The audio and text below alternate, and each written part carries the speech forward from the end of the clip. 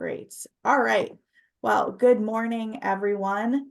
And thank you for joining us on this snowy February morning. This is the fourth workshop in our 2023-2024 curriculum of the Lower Cape Housing Institute.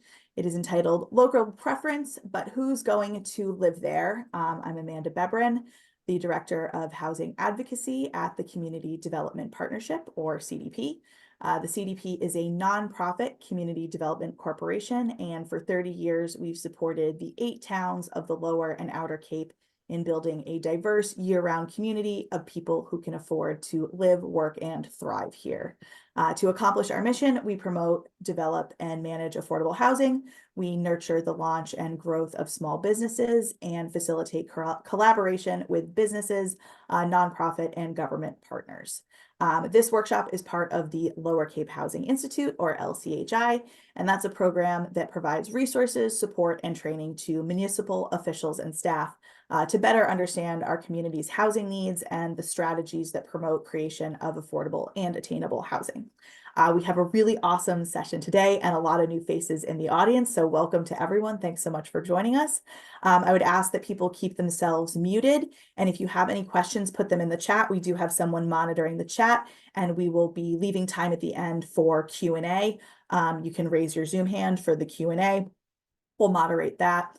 Now I'm going to turn it over to Dana Lewinter, the Chief of Public and Community Engagement at Mass Housing Partnership, for some opening remarks on this topic of local preference. Dana, over to you. Thanks, Amanda. Can everyone hear me? Thumbs up. Yep. Okay. So really glad to be here with you guys and really excited to hear from my current colleague, Laura Shufelt, on how local preference actually works, and my former colleague, Whitney Demetrius, on the role of fair housing and affirmative fair marketing in this process. They're real experts on this, so you guys are lucky to have both of them here to walk you through those processes. I just want to set the stage for the work that you all are going to be doing and in thinking about local preferences. So actually, I'm thinking a lot of you were at the session on ADUs to zoning changes where I also spoke. So if you were there, you'll know I'm a big proponent of the need to really start with the why before the how. Just like zoning, local preference policies, and in particular their implementation, is incredibly detail-oriented. There's a tendency, just like with zoning, to skip over the why and focus on those details because they are important. I don't want to minimize the importance of those details, but things like what percentage of units will be set aside, how do we determine the categories, how do we reach people to apply for these homes, what does our local preference pool look like versus our general applicant pool? These are all really important details to consider. And Laura will be going into how that all actually works. So I'm not going to touch on that here, but I want you to understand and consider, back up, what does a local preference policy actually mean for your community? So I had challenged you in that last session to think of zoning as a value statement. Let's go back to that and revisit some of those value statements we may want to live up to. So we talked about these are the types of things you might hear in your community as you're having conversations. We're a community where families can grow and thrive. We're a community that a diverse group of people can call home. We're a community where seniors can age comfortably.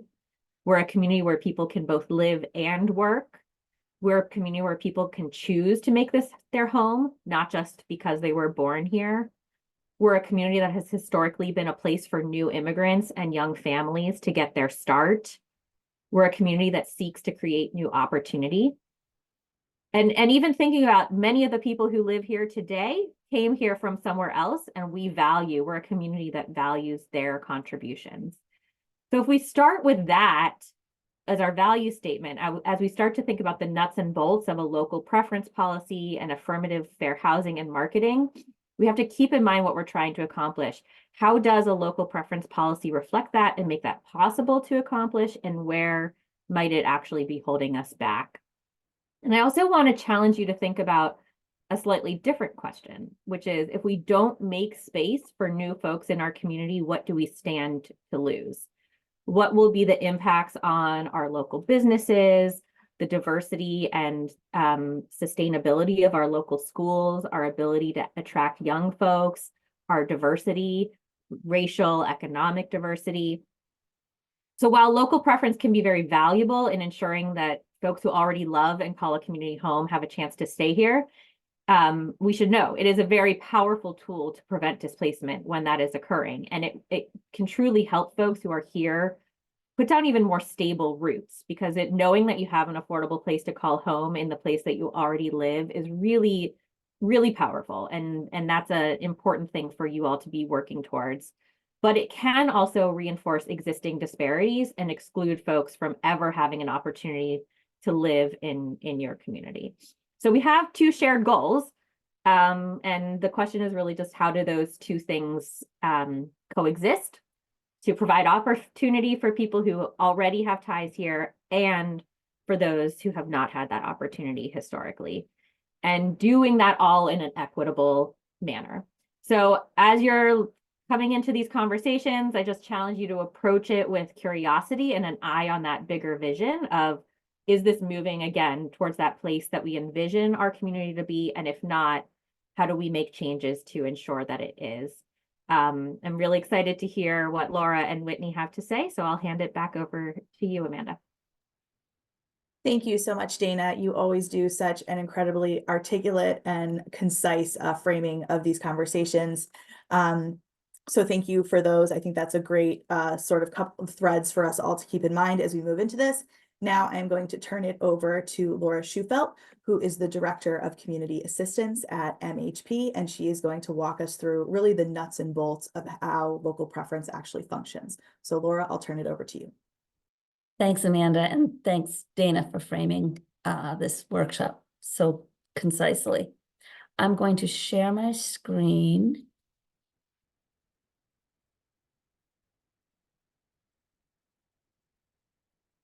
Okay, can everybody see that? Thumbs? Yes. Yes, we can. All right.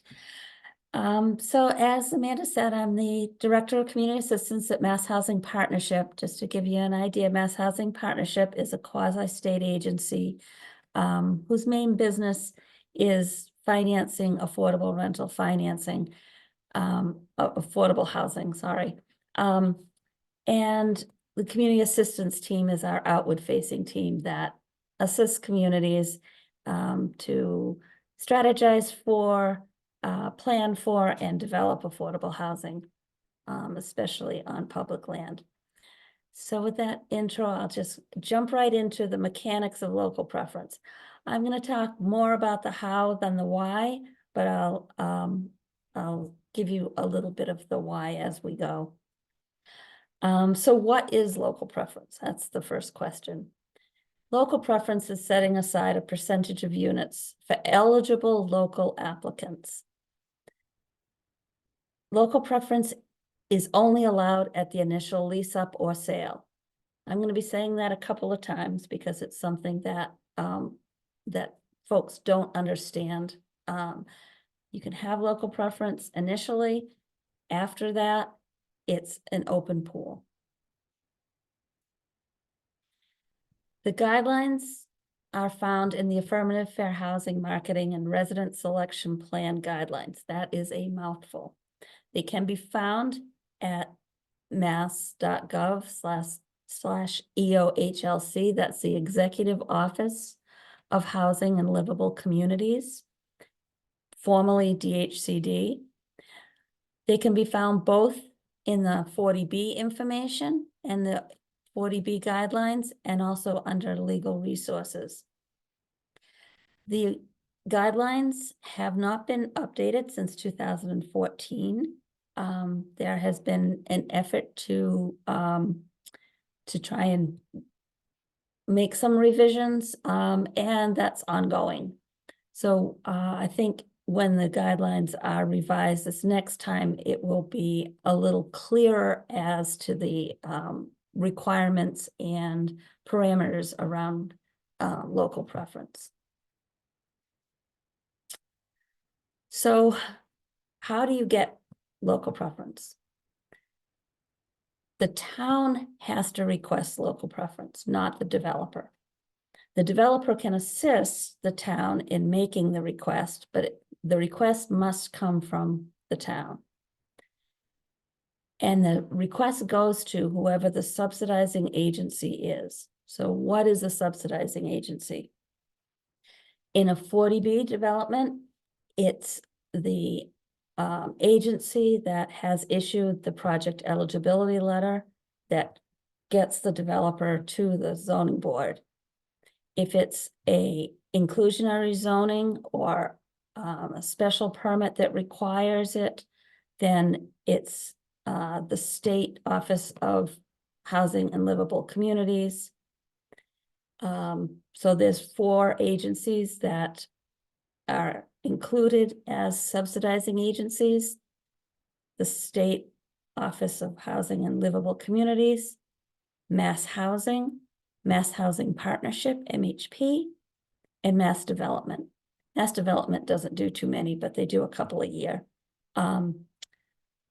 And when the town requests local preference, they have to back it up with documentation. The documentation has to include relevant demographic and income data on their population. When I say relevant, I mean it has to be the same income targeting and housing types as what's being proposed. If what's being proposed is 80% units, you can't look at the housing authority's wait list because those are all below 50%. They don't match up. So you have to make sure that the town has to make sure that the data that they're using as documentation relates to the housing that's being proposed.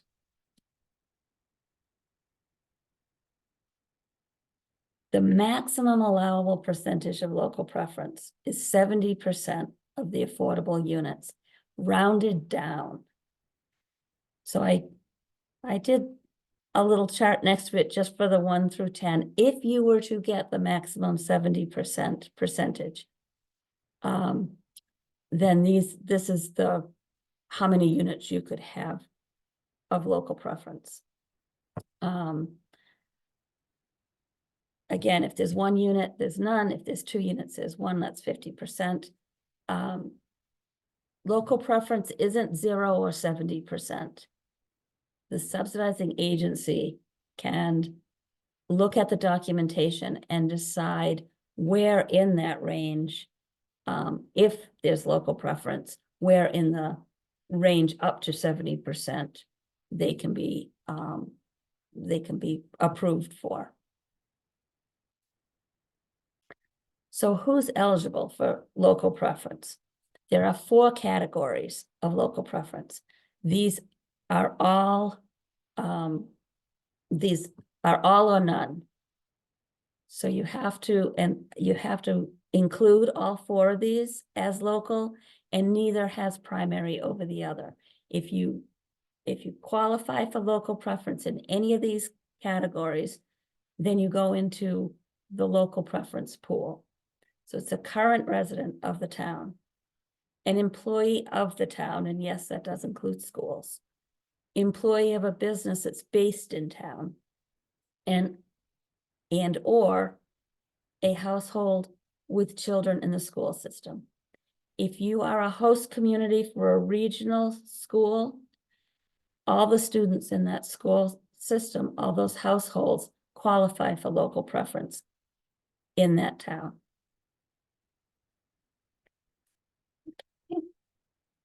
I'll just go on to say that there these eligible categories, like I said, it's all or none, and you can't add to it. So you can't add someone who previously lived in the town or someone who went to high school in the town. These are the 4. That's it.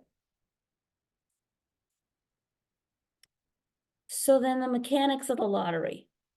This is where local preference comes in, is in the lottery for the affordable units. So for projects with approved local preference, there's 2 pools in the lottery, the local pool and an open pool. The local pool is those who qualify and have documentation that they qualify for local preference. The open pool is everyone. The local applicants get 2 bites of the apple. They're in both the local pool and the open pool.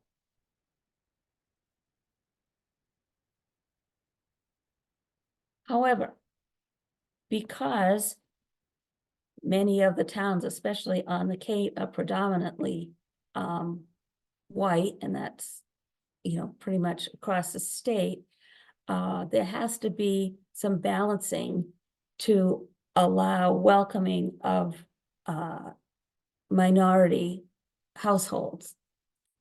And in the lottery, if the local preference has been approved, the lottery agent, once the deadlines, they've got all the applications and the deadline is passed, they have to look at how many are in the local pool, who's in the local pool, and determine whether the minority makeup of the applicants in the local pool is at least the percentage of the applicants in the region as a whole. Barnstable County's percentage is 15%. So the lottery agent looks at the applications, they tally up how many of those are, how many there are in total, how many are minority applicants, and if it's not 15%, then they have to look at the open pool and they pull out the applications that are from minority households. And they do a pre-lottery where they move the minority applicant from the open pool into the local pool until the regional percentage is obtained. So when they go forward with the applications, with the lottery, the applications in the local pool will have at least 15% minority. And those folks who have been moved into the local pool also are in the open pool. That's confusing. I can tell. The few faces I can see, it's confusing. But the balancing is a really important part of the lottery and of requiring the approval of local preference. This is a really wordy slide. I'm not going to read all of it. I'm just going to tell you that this is the mechanics of the lottery. So all the numbers in the lottery are picked by pool and recorded. So the first thing you do is go to the local pool, you pick all the ballots, you write down all the numbers that are picked. We don't use names in the lottery for confidentiality purposes, so every applicant is given a number. So all the numbers are picked until you finish with the local pool. Then you go to the basket with the open pool. You pick all of those folks. And then when you go to award units, you start with, if there's accessible units, folks that need the accessibility have preference over local preference or open pool. If it's a local preference, designated a local preference accessible unit, and there's nobody in the local pool that needs it, then someone from the open pool would get it. After that, the local units are awarded and start with the largest units and a household that needs that. And the first household on the list that needs that number of units is awarded the unit. It goes all the way down, and then all the open units are awarded again, starting at the largest unit.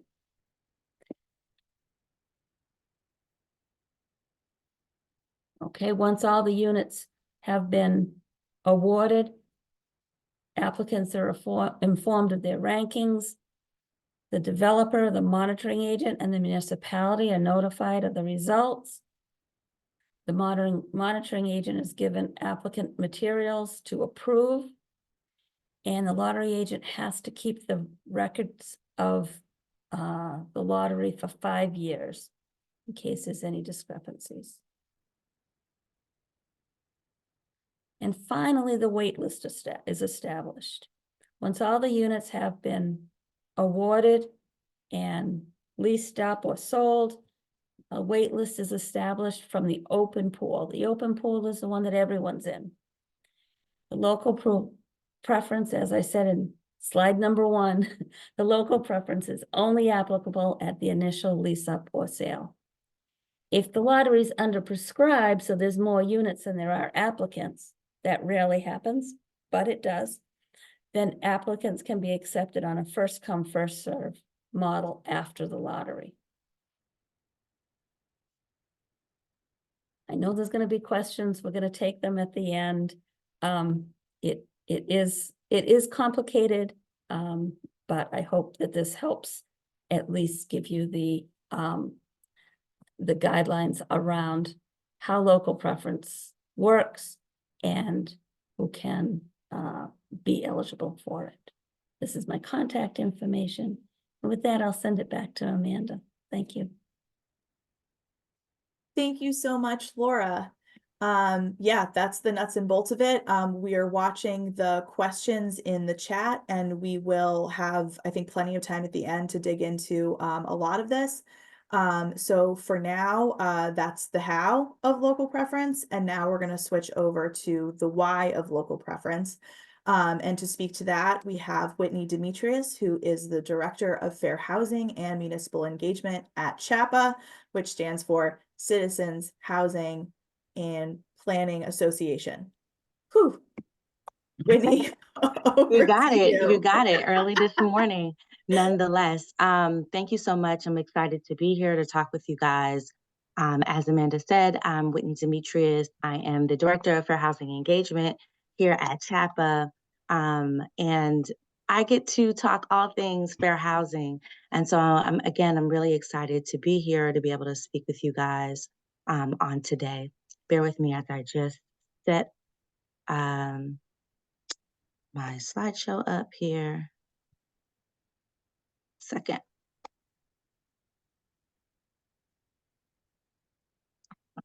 Sorry about that. Zoom manages to hide the controls to make it full Yeah, screen, it's right like under it's the doing share it. screen bar. I know. Does not play well with others. It doesn't. Oh gosh. Sorry, today with the snow day, my daughter was just in here and was throwing me off. I apologize. But I just wanted to start off with just saying that part of just excited for the conversation, because I know with seeing as many folks that are here today joining, that this, as we were saying, as we sort of started off on today, is a particular topic of interest. And that's evident with the folks that are joining us today. So just want to applaud you all for being here, and certainly excited to be able to answer questions that you may have. I will just preface, as Amanda mentioned, I work at Citizens Housing and Planning Association. It's an organization that started back in the Civil Rights Movement, right? That understood that we needed to really put a focus and attention on fair housing, and certainly to ensure that people have a place to live that is safe, that is affordable, that is accessible, that is healthy.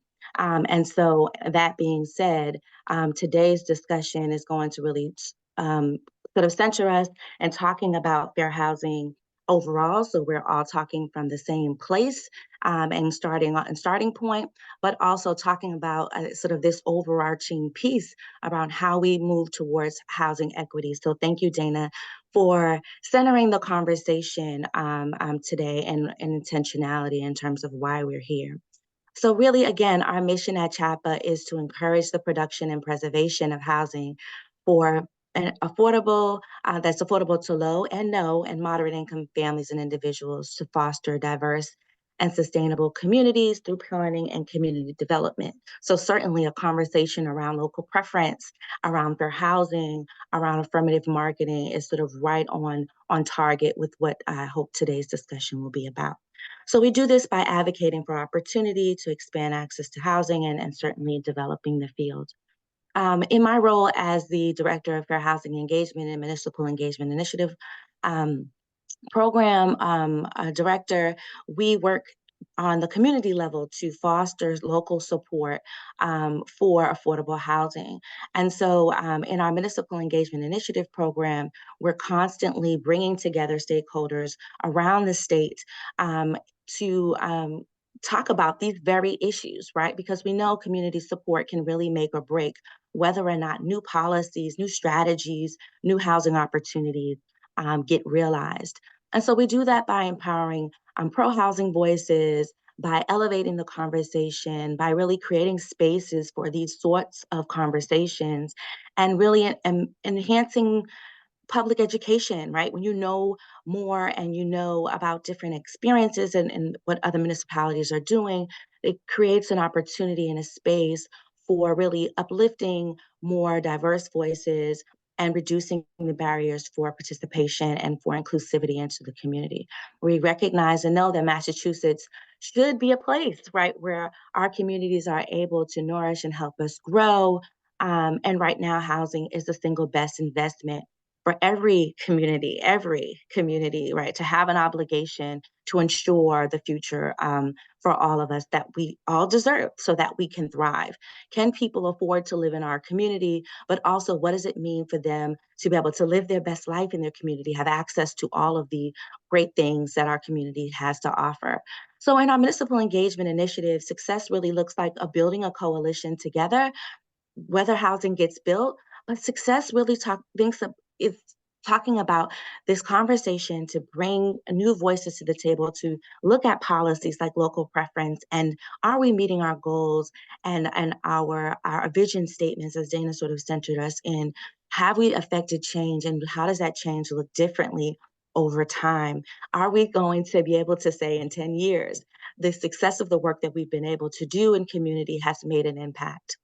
And so when we talk about strategies for reaching redress, we certainly look to examples of local preference and the threshold for historically exclusionary communities in particular, right? So we are oftentimes faced with communities that are facing disparate impact, right? And conversely to communities who have been exclusionary historically. Communities like Brookline, Somerville, and Newton have recently re-examined their local preference to determine whether or not they are meeting their goals, their vision statements of community and the community that they want to be and represent in terms of the demographics.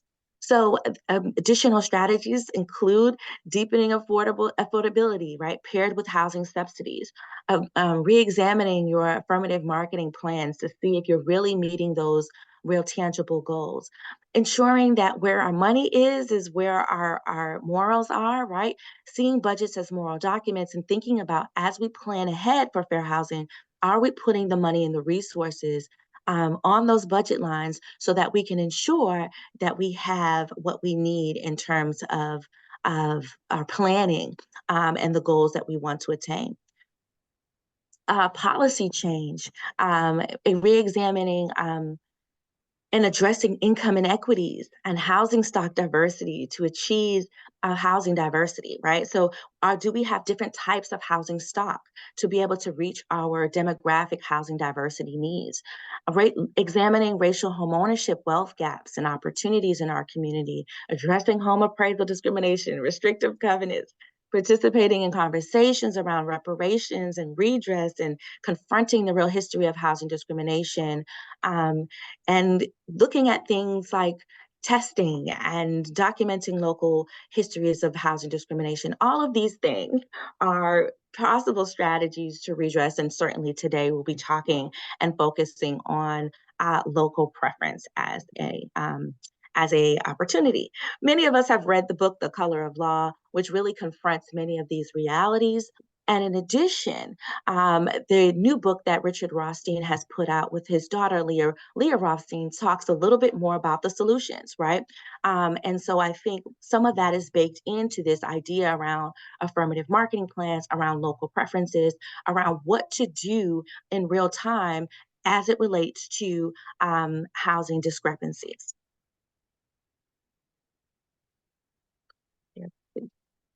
Hi, my little one here is gonna head downstairs as mom finishes her presentation.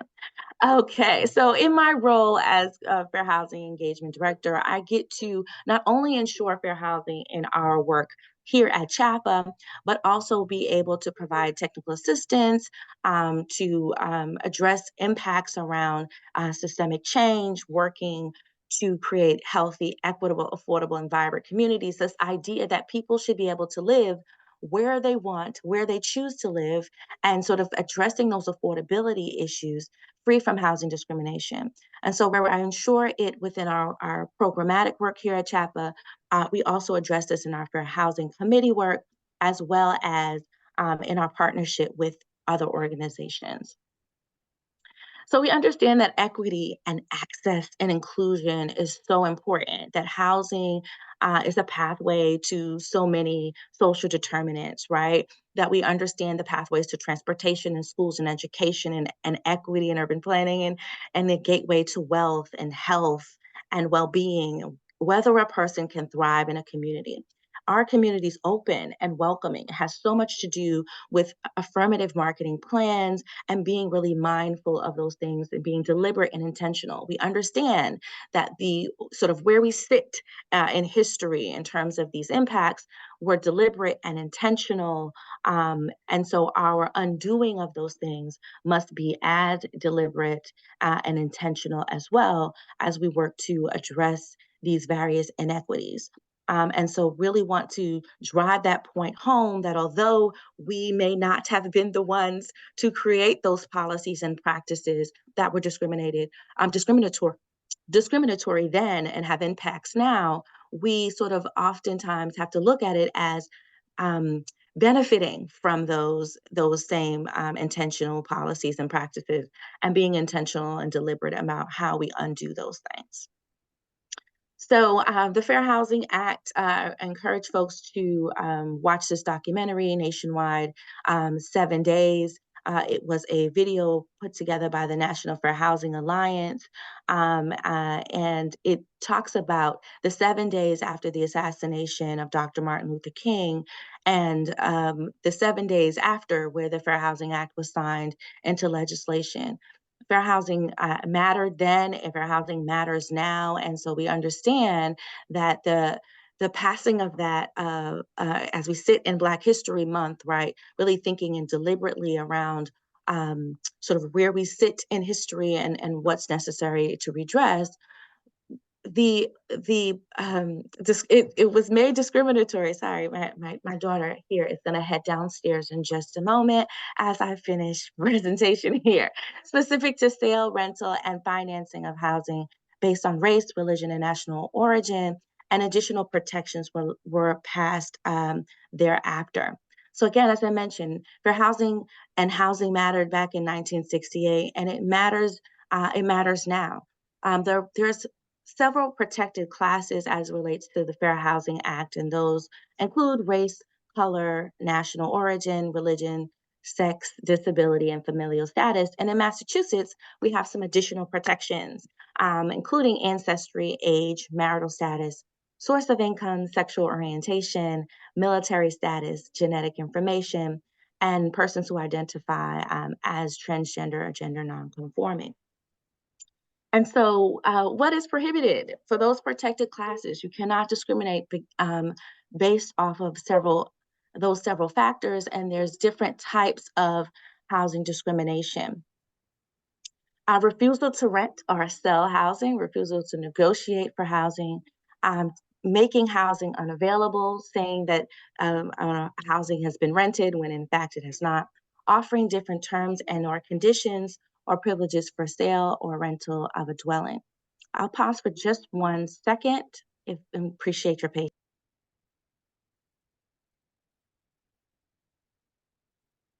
The joys of the technological age letting us work from home and the blurring of boundaries between our work lives and our home lives.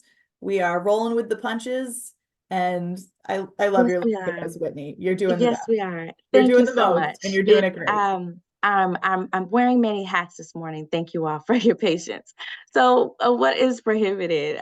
Continue to talk just about providing different housing services or facilities to a person, again, based off their protected class status, falsifying, denying housing is available for inspection or sale or rental, a for-profit persuading owners to sell or rent. We often talk about this in terms of blockbusting, denying anyone access to the membership in a facility or service related to sales or rental of housing, and discrimination in marketing and advertising and housing, and certainly steering. These are all examples of what is prohibited and examples of housing discrimination. So the duty to affirmatively further fair housing has always been part of the Fair Housing Act since 1968. It basically says that there is a duty to proactively address and remedy impacts of fair housing, and to do that in such a way that requires you to do an analysis of the impediments to fair housing. So this is particularly pointed as we talk about affirmative marketing, as we talk about local preference. And so local fair housing committees oftentimes, and human rights commissions are entities on the ground on the local level that really work to ensure fair housing. They address complaints and work to increase awareness of local on the local level. They assist municipalities in defining and needs and strengthening components of fair housing policies and efforts. By reviewing proposed policies and programs, they can do things like looking at local preference and bringing in experts to address local preference and whether or not it's meeting the needs and the goals of the community. So this is part of why I emphasize this. They also advise other boards. They institutionalize goals and inclusion within municipalities. Again, thinking about local preference here. And they bring together residents that represents various ethnic groups, abilities, varying incomes, et cetera, to address the impacts of racial segregation. So I say this to say that if your local municipality, town, city does not have an active fair housing committee or commission, these are some of the things that you can be thinking about to revitalize so that there is an entity that is looking at these sort of issues. And so affirmative marketing plans, a few things I wanted to emphasize in terms of this is furthering fair housing and affordable housing search, right, is part of the real goal. Understanding that advertising does not have a discouraging effect on eligible applicants. And Laura did an excellent job to really talk about the requirements of all of this. So I won't go into all of that, but just to say that local preference must not be advertised as they may be discouraging, right? And again, it's at the initial onset of bringing folks on in the application process. And part of the affirmative marketing plans that I think is so crucial is that there's a need to identify the least likely to apply, right, due to the representation in the housing market, and to make those persons aware of available housing opportunities, right? We're talking about affordable housing opportunity, you're talking about access to community, access to information, identifying those protected class status individuals based off their race, their national origin, their color, disability, et cetera, those least likely to apply.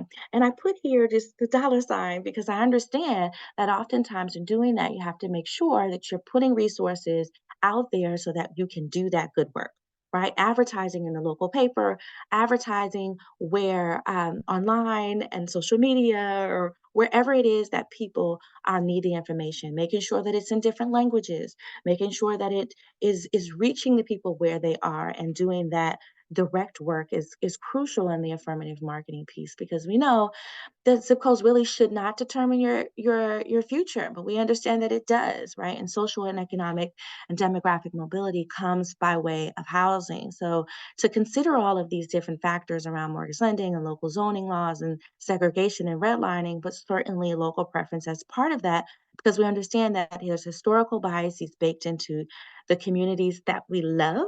And so we oftentimes talk about the charm and not harming the charm, but really I'm here to sort of call that out in terms of, although we love our communities, what sometimes are we saying when we say those things?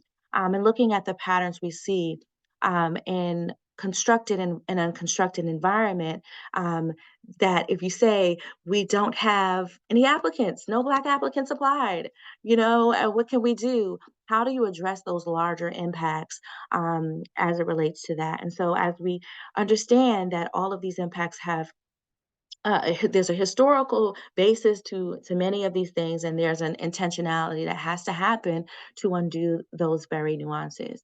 So there's a larger context, right, around racial equity, around transportation, around schools, around wealth gaps, around health disparities, but really around whether a person can thrive in a community, whether they have access to that community, whether they're welcomed in that community, whether they can remain in that community, as well as understanding how all of these different factors lend into a person's ability to really thrive.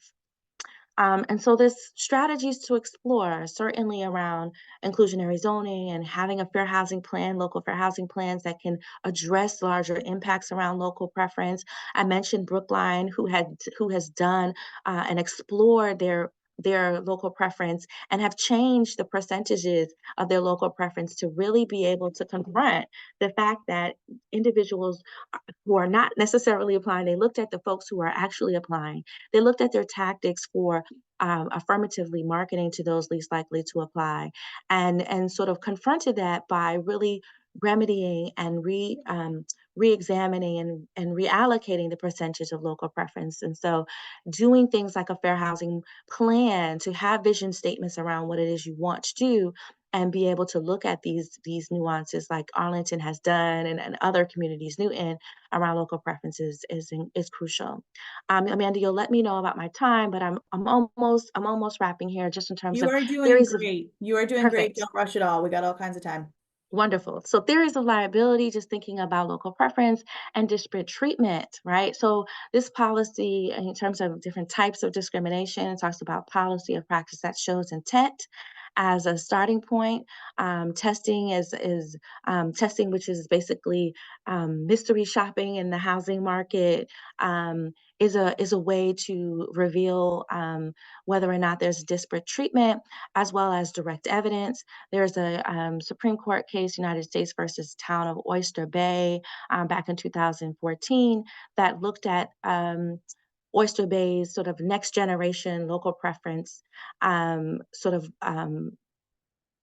restrictions, and found statistical evidence, right, that there was a disparate treatment for persons of color, particularly when this predominantly white community, and the disparate treatment that was happening. There's certainly a disparate impact, the policy or practice that disproportionately adversely affects protected classes, right? And I talked a little bit earlier again about protected classes and whom those are, and or are just unjustifiable by a legitimate rationale. So this is shown through adverse impacts on a group or harm to a community that perpetuates segregation. And so when we talk about local preference, we must often think about these potential theories of liability around disparate treatment, as well as disparate impact. As it relates to fair housing, because we know that the Supreme Court decision around disparate impact in 2015 around inclusive communities, the decision held that disparate impact claims are cognizable under the Fair Housing Act. And the Fair Housing Act mandates the removal of artificial and arbitrary and unnecessary barriers, right? Not the displacement of valid governmental policies. And so the example here being like local preference and similar techniques used by housing officials or private landlords who may favor and say, you have to have local ties, or we don't want any outsiders, or those sort of things are discriminatory in terms of disparate impact as well. So there's a couple things to consider in this work. Thinking about local preference as it relates to the duration of a residency, thinking about broader residency preferences and extending examples of this being extended beyond the jurisdiction, including alternatives like not just living, but live and work and or go to school. There are communities like that are participate in the Massachusetts MECO program, where, for instance, if a student is participating in a MECO program and goes to school, they provide a residency preference, a sort of a preference to be able to apply for affordable home ownership opportunities and rental opportunities as well. And so thinking about predominantly white communities that have been historically exclusionary. So I talked about the distinction of local preference, where local preference can be used in communities like a Boston that is sort of facing issues of displacement for people of color, right, around new affordable and more and new home ownership opportunities, opportunities, housing opportunities rather. And so having to clear the distinction of those communities versus communities that have been historically exclusionary and re-examining their local preference, and as an idea in terms of expanding residency preference outside of their jurisdiction to reduce preference percentages like Brookline has done. Consult an attorney. Consult an attorney with fair housing experience. Consult organizations that are doing this good work, like the Barrett organization, Judy Barrett's organization, who works on the with municipalities like Newton to look at their local preference to see, are we doing this right? Are we meeting our goals? So working and consulting with experts and learning from other municipalities, as I mentioned, like a Brookline who has done this well. What's important is to confront the history of housing discrimination. We offer a session with JALSA, the Jewish Alliance for Law and Social Action, that really goes into several pillars and confronts this history, deep history of racial segregation and inequities around pillars around zoning, around restrictive covenants, around redlining, racial discrimination, urban renewal and highway construction, and certainly violence. And there's much you can do now in terms of that. You can join a local effort. You can join a local housing coalition around affordable housing. You can look to address these issues, revitalize and expand your local for housing committees, right? To be able to look at these things. You can be partnering with and consulting attorneys and consultant work like Judy Barrett provides, and contacting your local municipal officials and decision makers to talk about the fact that you are interested in these particular topics and want to do something about it. Certainly contacting your state legislators, re-examining your local preference policies and its impacts, and joining redress efforts is important as well. And you can certainly attend our Confronting the History of Housing Discrimination sessions. I will say that I had the opportunity to recently visit the Cape and didn't have the best welcoming experience.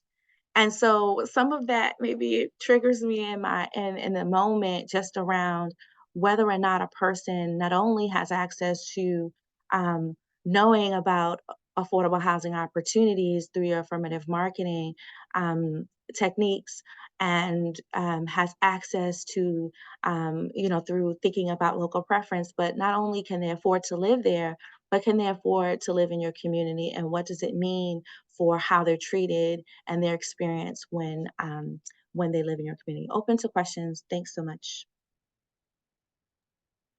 Thank you so much, Whitney. This is an amazing presentation, and we have some great questions in the chat, which if I can find it, we will. There we go. Okay, so we'll take some questions from the chat.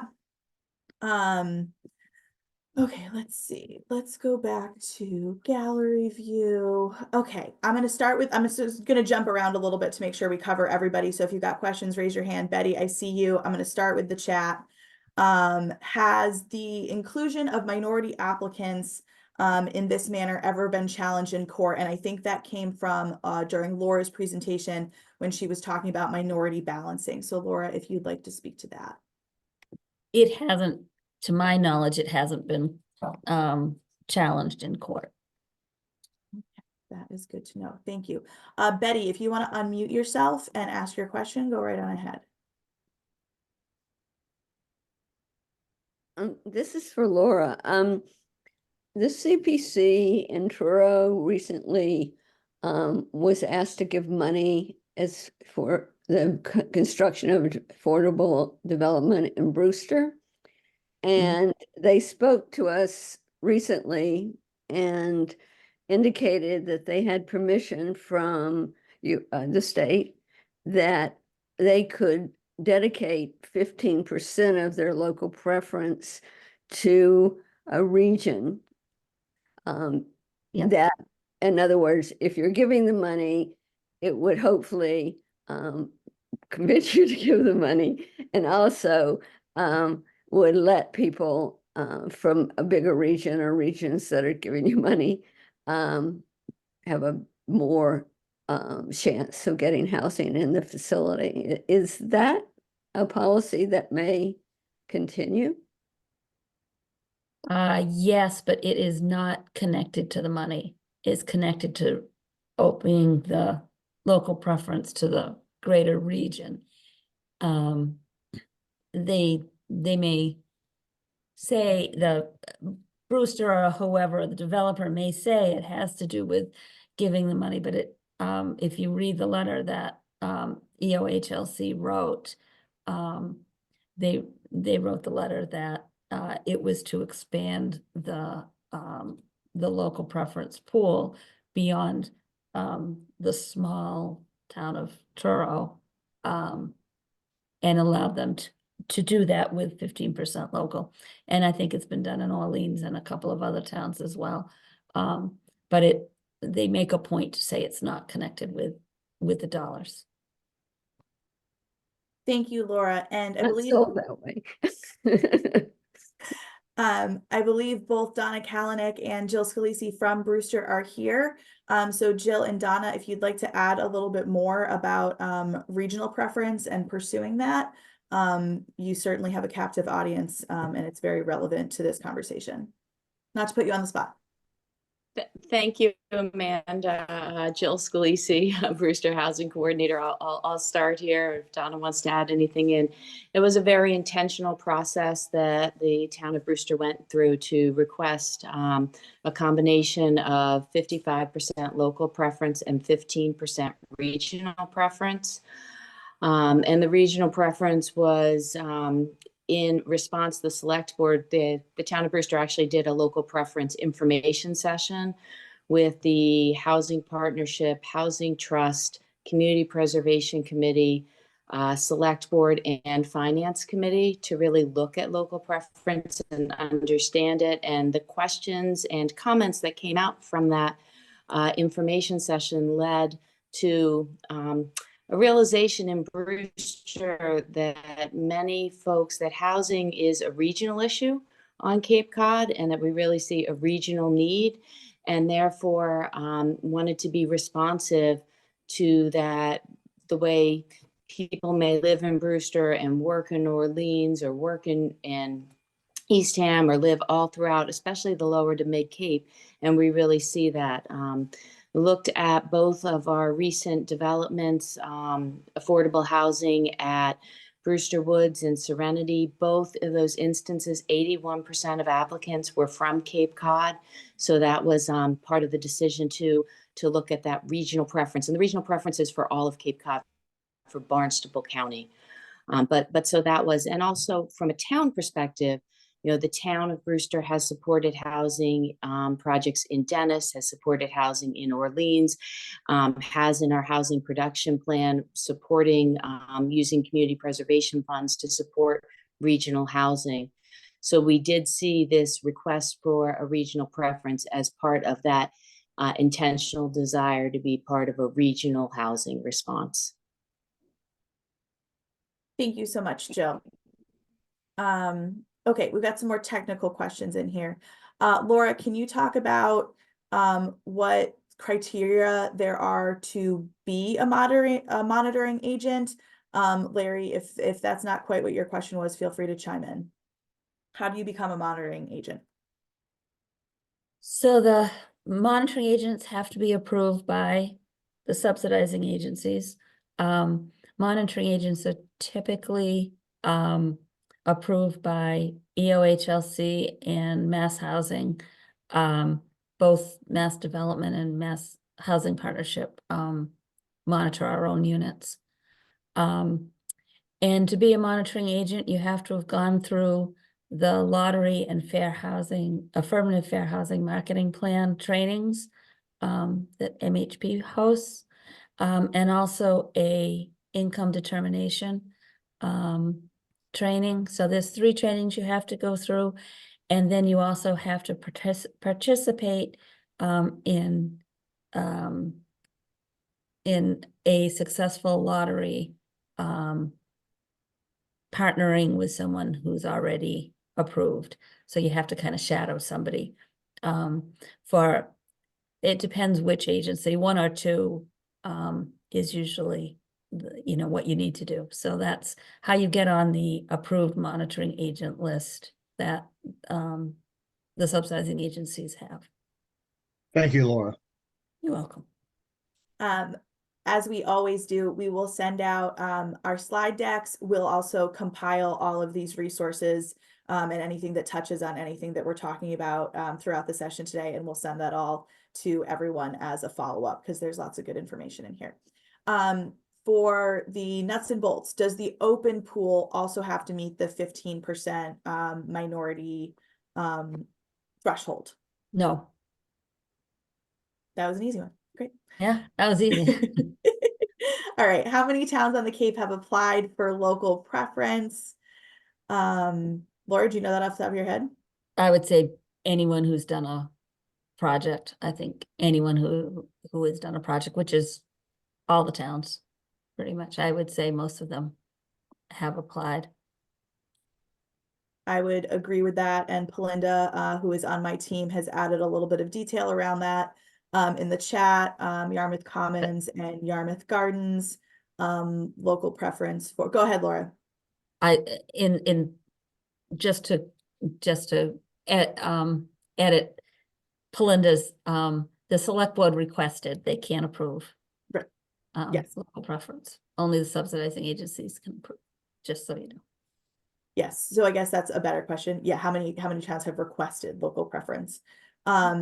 In your experience, Laura, do towns usually receive or get approved for those local preference requests? Or is there variability there? They usually do. It depends on the documentation, and sometimes they'll go back and forth with the agency if their information wasn't relevant. There's also in the guidelines, it says that if it's a 40B project, that it has to be requested within 3 months of the 40B approval. Some agencies are strict on that and some are not, but in the guidelines, that's what it says. It has to be requested within 3 months.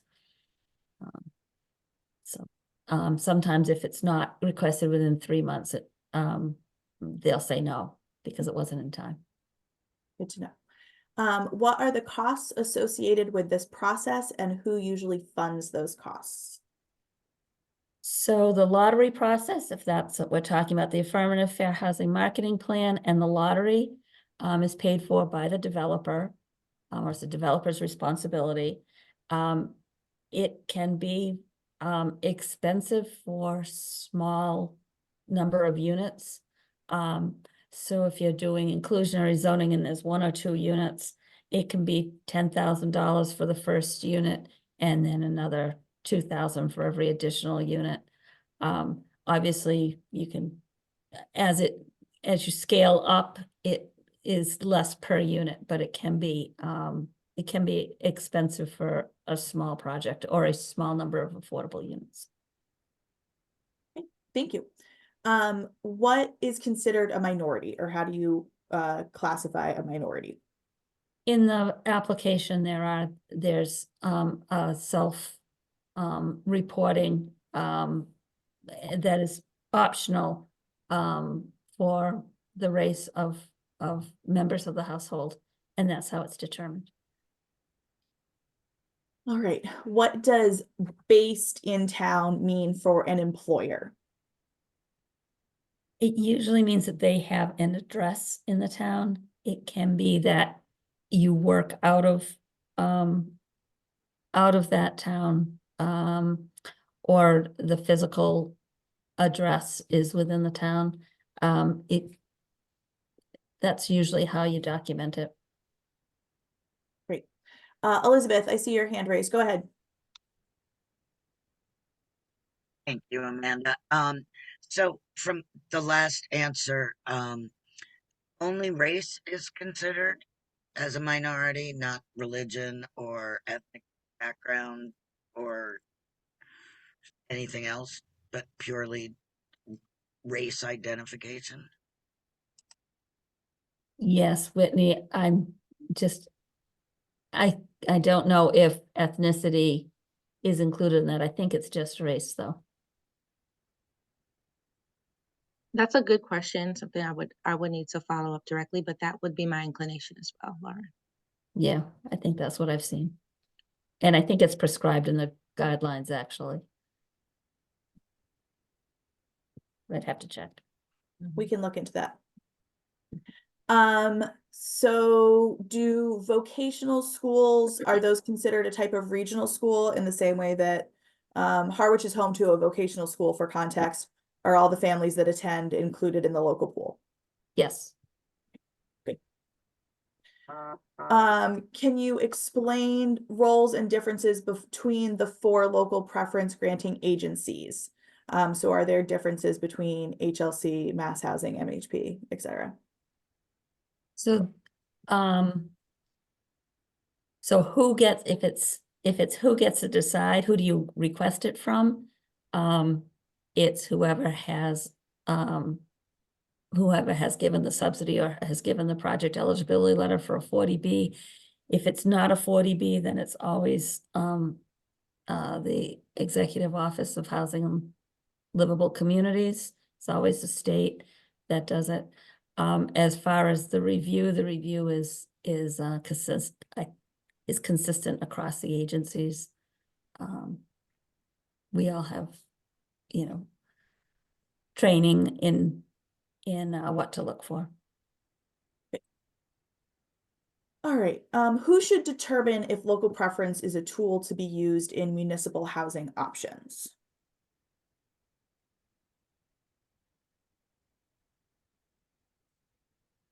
I mean, I think it should be a conversation. If you're asking me, it should be a conversation with the town leaders and any housing advocates or housing committees or housing authority. That it should be a conversation among them, and that's whether they are going to request one or not.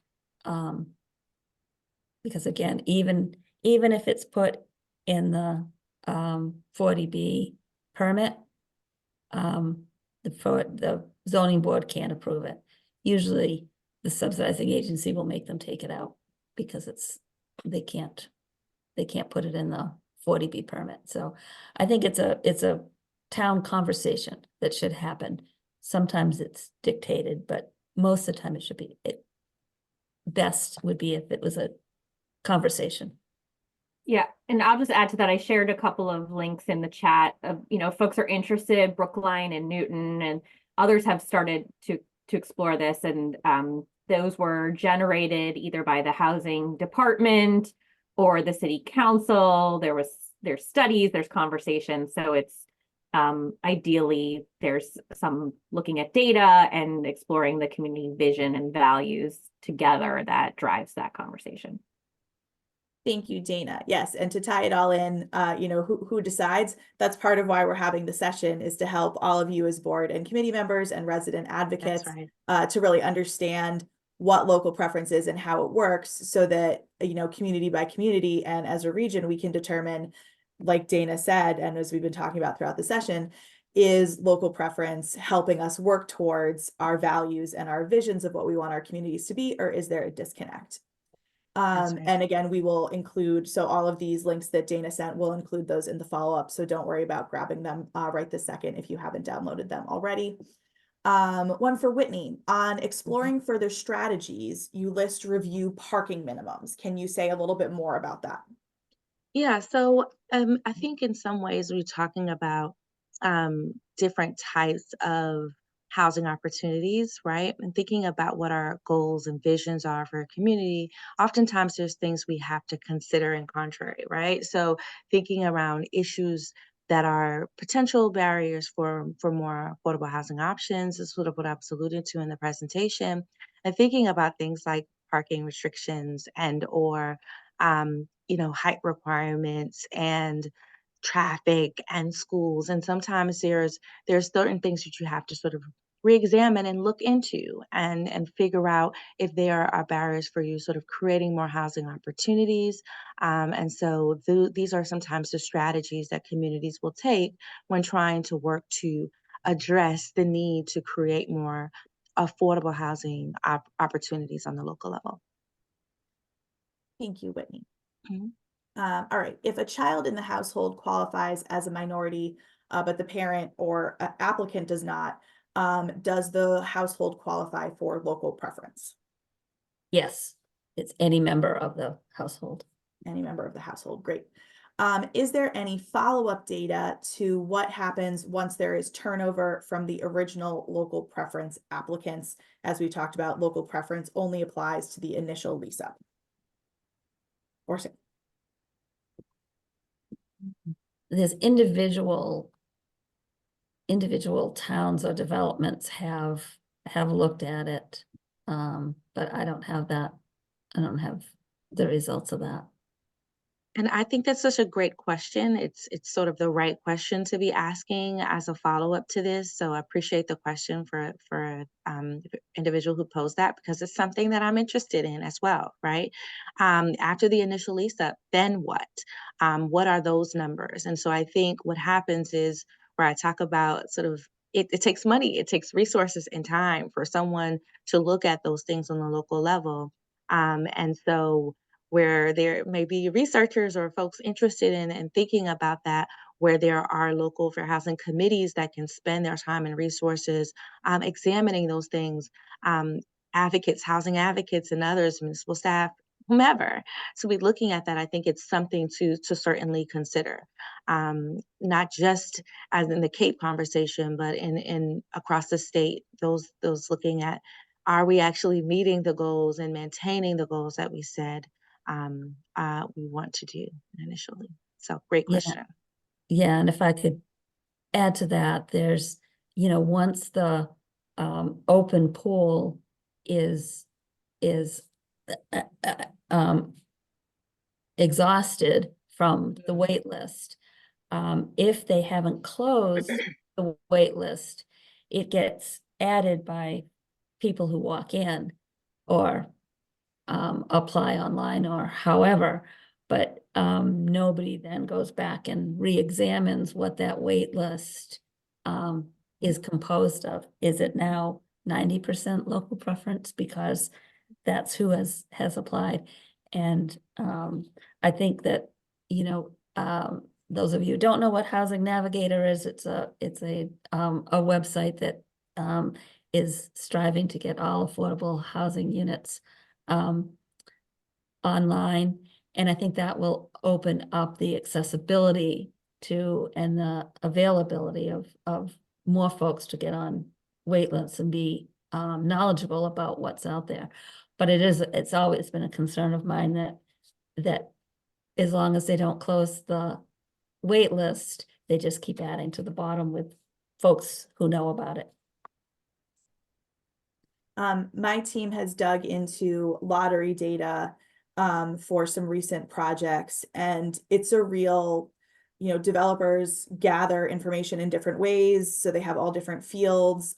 There's different levels of sort of, even with the data being anonymized and all of the sort of identifying information being taken out, it's really hit or miss. So it's really hard for us, even from a lottery standpoint, and not talking about when units turn over, it's really difficult for us to ascertain like a whole big picture of who even the applicants are. But for the lottery data that we do have, there are some pretty clear trends, and those are some things that we can share out in the follow-up. I love that, Amanda. I wanted to just add to that. So Yeah. thinking about the example in Newton, where they not only were looking at who applied, but also who was denied, right? And why. And so the applicants that were people of color, whomever who may have applied, why weren't they leased up, right? So there's the application and then there's a lease up issue. and sort of identifying what some of those barriers are for individuals who get leased up. And so issues around incomplete applications came up, right? Someone submitted an application and they didn't send this additional form, or they didn't complete this form, and so they were disqualified. And so thinking about what are those barriers for individuals who apply and then also are leased up, and are those numbers different? And what can we do to sort of address and remedy those things? So looking at simplifying application, looking at following up for folks who may not have had complete applications, those sort of things, and simplifying the process. These are things that communities are looking at. So I wanted to uplift that as well. Thank you so much, Whitney. That's a great, yeah, the who gets in is just as relevant as the who doesn't, and why Right. that happens to be. Yeah. Yeah, Okay, another one for Whitney. Oh, go ahead, Laura. I'm sorry. Sorry, just to add to that, I think that, you know, taking a look at the screening practices of the rental management company or the developer is something that I know it needs to be done in a recent project that I was involved in. It was for 50% AMI, which is mostly voucher holders, and they had a minimum credit score of 650. And of the 80 applicants, only 20 ended up going into the lottery because of that. So that's something that I think we should be cognizant of, and hopefully there'll be some guidelines around that soon. Good point. Thank you. Okay, for Whitney, if a household identifies a fair housing violation, how do they best seek options to address, thinking about how legal services are spread thin and fair housing attorneys are difficult to find here on the Cape? I appreciate the question from my good friend Maggie and Dennis. I know there's many resources, right, to be able to identify when persons have been discriminated against. You can call the Massachusetts Commission Against Discrimination. You can also do an intake form online. There are a resource to filing a fair housing discriminatory complaint. You can also reach out to HUD, the Department of Housing and Urban Development, to file a complaint as well as it relates to any federally protected status, race, color, national origin, disability, etc. And in addition to that, there are some sort of local and regional fair housing centers, like the South Coast Fair Housing Center. Certainly on this end, there's the Suffolk Law Housing Discrimination Testing Program that you can reach out to. There's the Massachusetts Fair Housing Center. There are organizations that are called FIPS, Fair Housing Initiative Program organizations, that you can reach out to for free resources.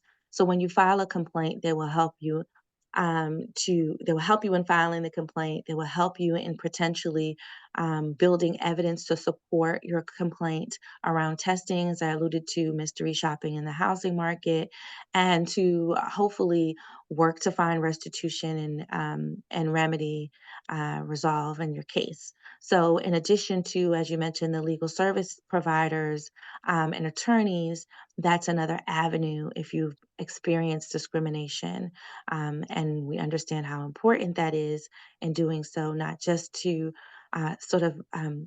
redress the harm that a person may have experienced, but also thinking about the larger systemic impacts. So I appreciate that question, and I'd love to be able to, if I have time, to pop a couple of resources in the chat for folks that I referenced. Thank you so much, Whitney. And somebody popped in the chat as well, the Barnstable County Human Rights Advisory Commission as a resource as well. Yes, yes. Good. Okay, what happens if between both local and open pools, you don't hit 15% minority applicants? So usually the subsidizing agency will make the developer extend the deadline, and target, do more targeting, marketing, until, so they can bring in more, applicants. Usually it's a conversation with the subsidizing agency, and they're, sometimes can bring, different ideas and resources that have been successful in the past. So that's usually what happens. And, they can open it up for another, usually they start with 3 weeks and keep going from there. Thank you, Laura. All right, I'm loving this next question. Does local preference really make sense on the Cape versus regional preference? And I'll, that's sort of the point of this conversation, is to have us all start thinking about, we know that housing is a regional issue. We know that sort of you get from the Mid-Cape outwards and prices start going up. So have people who we sort of think of as being local, who maybe grew up in Truro or Wellfleet or, Eastham or Orleans, living somewhere else, and that would not qualify as local. So I think that's really the thrust of this whole session, is to really sort of examine, as a group here, and then as you all go back to your towns and boards and committees, and communities, to think about, does this make sense? But Whitney and Laura, I'll let you two throw in your thoughts, and Dana, if you want to weigh in as well. No, I think that's exactly right. Right. I think it's about thinking about the various strategies and whether or not a regional approach is right. Right. Thinking about sort of how insular, in some ways the Cape is, and thinking about, what is the right strategy. And so we're certainly not in a business to prescribe, right, but also to say these are the right sort of questions, as you mentioned, Amanda, for folks to be thinking about and grappling with. If this is what really our goal is, how do we expand it to have sort of a regional preference, to be able to really get at those goals? So any innovative ideas and strategies to really get to the mark, I think are the right sorts of questions to be asking. Thank you, Whitney. We've got a comment in the chat about that Hartford, Connecticut made some zoning changes around parking, where they eliminated or reduced parking requirements to allow for more housing options. That's another thing that we can throw in some resources about that. Strategies to target audiences that might not know about opportunities available.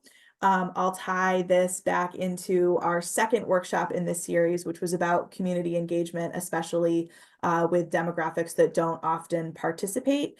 And I'll let Laura and Whitney chime in on this as well. But certainly leveraging your networks and community resources. So my team sends out a newsletter that goes out to about 800 people every month. There are other organizations that work with, LMI households and are doing direct services, and are trusted sources of information that can help connect. And I mean, this is an ongoing conversation, how to engage with people who don't know about resources that are available and yet are very impacted, is really a central piece of this work that we all do. I'll be quiet now and let our panelists answer. I don't know how I add to that. I don't know how I, right? I think you have to be mindful of what resources are already out there, how to connect to folks who are considering and grappling with all of this, and really work collectively, I think, to find a solution. So, Laura, I'll turn to you. Yeah, I think, making sure that you're connecting with not just housing service agencies, but the whole gambit. And don't forget the school nurses, because the school nurses are a great, when I was doing this work before I was at MHP, they were always a good source of getting flyers to people in need, and backpack notices was a good source that we tried one time and it worked. So kept doing it, but definitely the social services besides, and places of worship, and community gathering places that aren't housing, but where people can get information from. Yes, go where the people are. Where Go the where the people are people. is where you can get them information. Sure. An argument that while regional preference is important, the majority of BIPOC people are local. Yeah, I think that's a consideration that is part of these larger conversations that you're all going to continue to be having town by town. The thoughts from Whitney or Laura about that? Yeah, I mean, I also think in terms of as you think about people of color who live in the community, what also is their experience living in the community?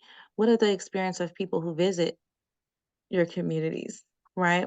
And so, you know, are they wanting to make choices, feeling welcomed in a community, um, anyway, right? And so thinking about those sort of larger questions, not just about like who's applying and like who lives here, but also like who wants to live here and wants to feel welcome, and what are folks' experiences?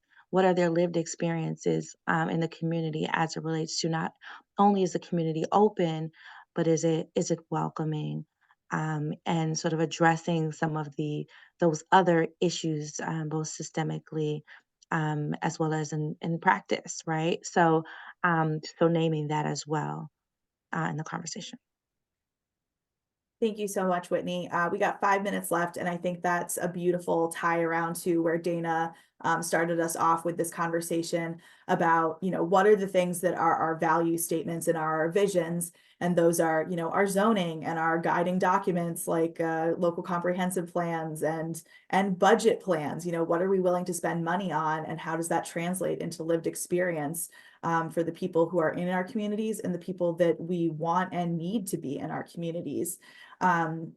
So I think one thing that jumps out at me for local preference is this sort of disconnect between Laura talked about the 4 categories of people who are eligible, and that they're all it's the same sort of level of eligibility, versus what I hear a lot of out in the community or on Facebook or wherever is this idea that local preference means whoever's been here the longest counts as the most local. And so that disconnect makes our work harder, because that's not how we account for it. And yet it is also important for us to have housing for people who call our communities home. So what I want our board and committee members and our resident advocates to take away from this session is that it's abundance. It's an abundance mindset, right?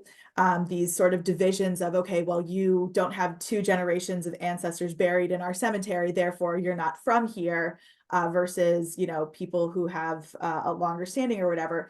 We need housing options for everyone, and whatever is written down in our budgets and in our plans is great.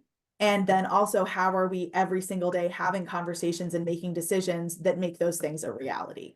How are we working towards those things so that our communities live up to the dreams that we have, which I think is no small task. And also working in this field and interacting with so many of you in this capacity and many capacities that I've had, I am very inspired that it is a task that we can take on. So I want to thank our panelists, Laura Shufelt and Whitney Demetrius, for sharing their insight and their experience with us today. Dana Winter, thank you so much for framing the conversation in an amazing way, as you always do. Thank you to all of our attendees who took time out of your snow day to attend. We will send out the recording, the slide decks, all the resources that we talked about in the chat. You can reach out to any of our panelists or myself or my team with further questions. We have our final workshop of the curriculum year coming up in April. It's going to be about financing housing, everyone's most favorite topic. We have peer group coming up in March, and just lots and lots of good stuff coming up into Springtown meeting season. Let me check my notes to make sure there isn't anything I forgot to cover before I turn you all loose. I think that is all of it. Thank you again so much for being here. Have a wonderful afternoon. Stay safe. If you are out on the roads today, the snow is coming down crazy here in Brewster, and we will talk to you all soon. Thank you all. Bye.